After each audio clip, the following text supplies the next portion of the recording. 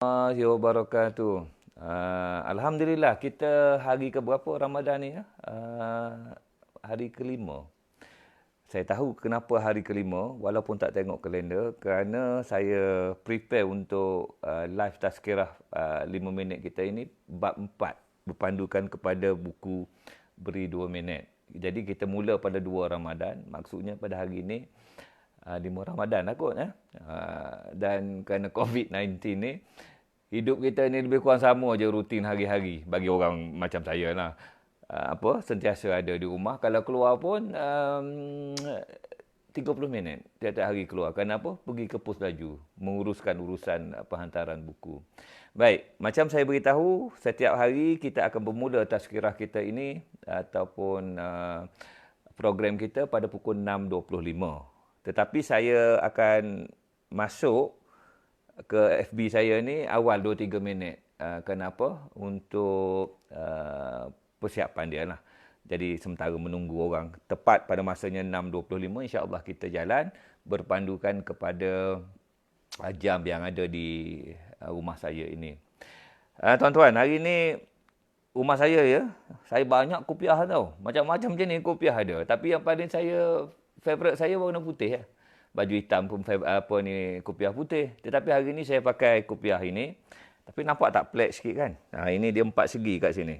Bermakna ini kopiah ni bukan kopiah orang Malaysia lah. Ini saya dapat semasa saya pergi mengembara di Uzbekistan.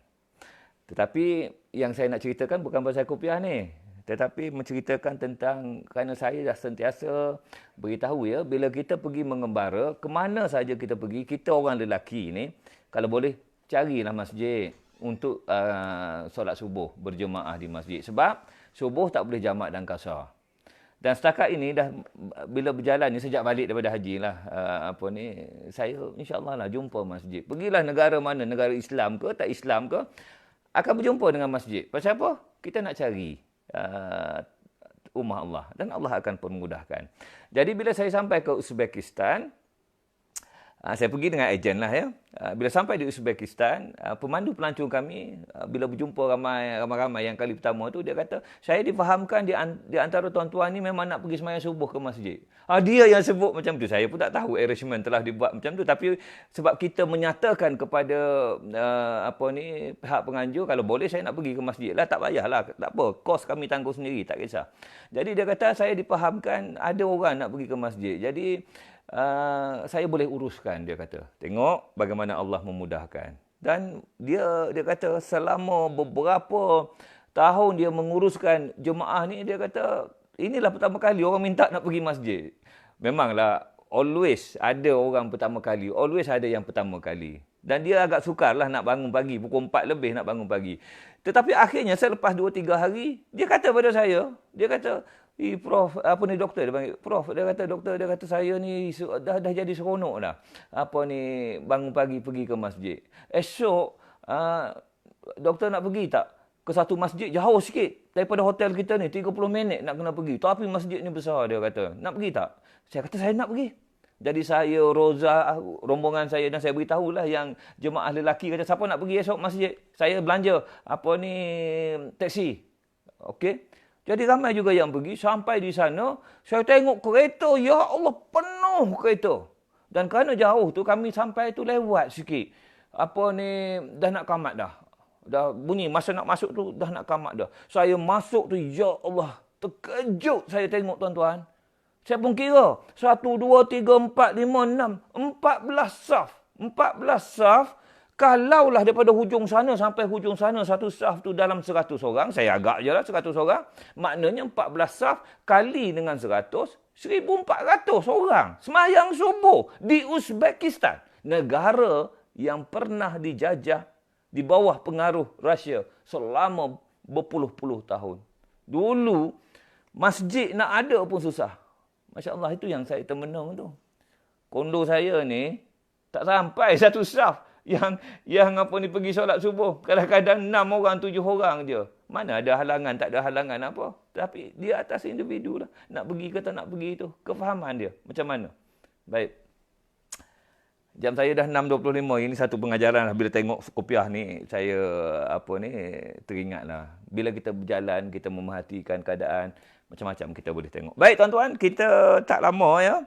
Kita dah masuk bab yang keempat. Tajuk dia memaafkan. Okey. Seronok tak tuan-tuan? Kalau kita bangun pagi ya, macam contoh saya bangun hari ini, saya tahu saya tak ada orang berdosa dengan saya. Maksudnya masa kita mati besok, kita tak payah lambat masuk ke syurga. Pasal apa? Kalaulah kita ni ada kita ni adalah dosa pada orang, tapi kalau orang tu berdosa dengan kita, kita nak tunggu dia apa semua nak maafkan ke, nak apa dia pun nak minta maaf dengan kita. Delay lah sikit kot masuk syurga. Saya faham gitulah kot. Tapi kita terus bangkit besok, terus masuk syurga tanpa dihisap. Boleh tak? Ada tak orang yang berdosa dengan tuan-tuan? Cuba fikir, cuba renung balik. Ada tak orang tipu kita ke? Orang cakap bohong dengan kita ke? Ramai orang kata, banyak bro, orang lagu tu. Bila berceramah di masjid di surau pun saya katalah, saya tak ada, orang tak ada berdosa dengan saya. Pasal apa?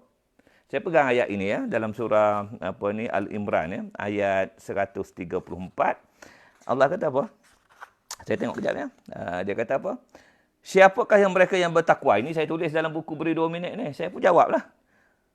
Dalam surah Al-Imran ayat 134, orang yang bertakwa itu ialah orang yang memaafkan kesalahan orang. Orang yang bertakwa adalah ahli syurga. Dan salah satu faktor yang menjadikan orang itu bertakwa kerana orang itu mudah memaafkan orang. Baik, sebab itu saya kata, ini hak kita, ini pengaruh kita, kuasa kita yang ada untuk memaafkan orang. Jadi, kalaulah kita tiap-tiap malam sebelum kita tidur tu, kan sebelum tidur tu kita kata pada Allah, Ya Allah, Tuanku, kalaulah ada orang buat salah kat aku, ada orang buat jahat kat aku, ada orang berdosa dengan aku, Ya Allah, aku maafkan mereka semua, Ya Allah. Engkau tolonglah ampunkan dosa-dosanya, Ya Allah. Maknanya kita telah memaafkan orang. Pasal apa? Pasal apa kita nak sakit kepala otak kita nak memikirkan orang tu buat gitu, orang ni buat gini, orang tu tak bayar hutang kita, orang ni gini-gini, orang tu mengata kita. Masya Allah, subhanallah, kalau saya lah nak fikir orang mengata, oh, tak boleh lain nak tidur lah. Pasal apa? Kita duduk berceramah, kita duduk bercerita, kita berjumpa dengan masyarakat ni macam-macam. Dalam masyarakat ni macam-macam fashion. Jadi kalau kita dah tiap-tiap hari memaafkan, kau nak kata-kata lah, kau nak yang tak menghalang kita untuk dekat dengan Allah SWT. Okey ya. Jadi kita bangun pagi, tak ada orang yang salah dengan kita. Jadi kita lega lah. Ini salah satu cara nak mendamaikan hati kita. Sebab kenapa tu orang yang damai hatinya adalah ahli syurga. Al-Fajr ayat 27-30. Allah kata apa? Wahai hati yang damai, silalah, masuklah engkau ke dalam syurga. Baik. Itu isu orang berdosa dengan kita. Kita berdosa dengan orang, ada tak? Ada lah. Tuan-tuan, ini saya nak masa termatas ni, saya nak cerita sikit lah. Saya dekat belajar di MRSM dulu. Ayah saya bagi RM10 je sebulan. Ayah anak 12. Gaji guru darjah lulusan Jah 5.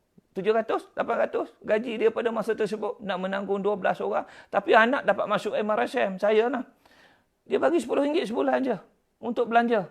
RM10 maknanya tak sampai RM1 lah. Apa boleh makan? Saya tengok budak-budak MRSM ni, ayah-ayah yang kaya-kaya, yang banyak duit ni. Oh, yang MRSM dia dah bagi makan. Makan dah special dah. Tapi ada kafe. Dia orang pergi makan dekat kafe. Makan apa? Roti canai, roti telur. Saya budak besuk ni, mak ayah ni yang tak berapa kaya ni, nak makan roti telur tu tak payah. Jadi teriu je tengok orang makan roti telur. Nak makan tak ada duit. Tapi budak umur 13-14 tahun, pergilah order dengan Haji Omar ni, tuan punya kafe ni. Ambil order tu, pergi makan jauh-jauh sikit. Tengok lepas mata dia, pau lagi. Tuan, dah akil balik tu 14 tahun. Berdosa tak? Berdosa. Berdosa dengan Haji Omar tu lah. Benda tu tak kisah, kita mana ada fikir. Sehinggalah saya nak pergi menunaikan haji pada tahun 2006. Ya Allah, aku ni banyak dosa ni. Mulalah mencari siapa yang kita buat dosa nak minta maaf. Sebab dosa dengan orang. Cari-cari macam mana tengok arwah Haji Omar dah meninggal. Saya bercakap dengan kawan, dengan budak-budak Malaysia, ya Allah, aku ni dulu banyak dosa dulu. Makan benda haram tu. Dia kata relax lah. Pasal apa? Aku dengar Haji Omar kata. Dia kata apa? Aku tahu budak-budak ni lapar semua ni. Dia orang ni macam anak aku. Aku tahu ada orang yang makan free ni. Tapi aku tak kisah. Halalkan dia. Masya Allah. Allah yang buka pintu hati Haji Omar untuk menghalalkan. Sebab itu, bila kita memaafkan orang, kita minta doa lagilah dengan Allah SWT. Ya Allah, ya Tuanku, kalau ada aku buat dosa dengan orang, ya Allah, tolonglah kau buka pintu hatinya supaya dia orang memaafkan aku sebagaimana aku maafkan orang. Bukankah Allah dah kata, kalau kita buat satu kebaikan, Allah ganda 10 paling minimum. Kalau kita maafkan 1000 orang, maknanya mudah-mudahan Allah buka pintu hati 10,000 orang untuk memaafkan kita. Bayangkan kita jadi Perdana Menteri. Bayangkan kita jadi Menteri. Bayangkan kita jadi Wakil Rakyat. Bayangkan kita jadi Ketua Jabatan. Berapa ramai anak-anak buah kita yang mungkin tak suka kita, yang mungkin kita buat salah. Doakan pada Allah, minta dengan Allah. Kita nak jumpa semua, payah. Tapi Allah lah yang akan membuka pintu hati masing-masing itu untuk memaafkan kita. Mudah-mudahan bila kita meninggalkan dunia ini dalam keadaan yang bersih.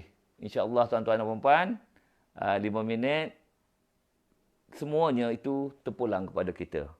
Kita maafkan orang, mudah-mudahan orang maafkan kita. InsyaAllah, jumpa lagi besok pada waktu yang sama. Assalamualaikum warahmatullahi wabarakatuh.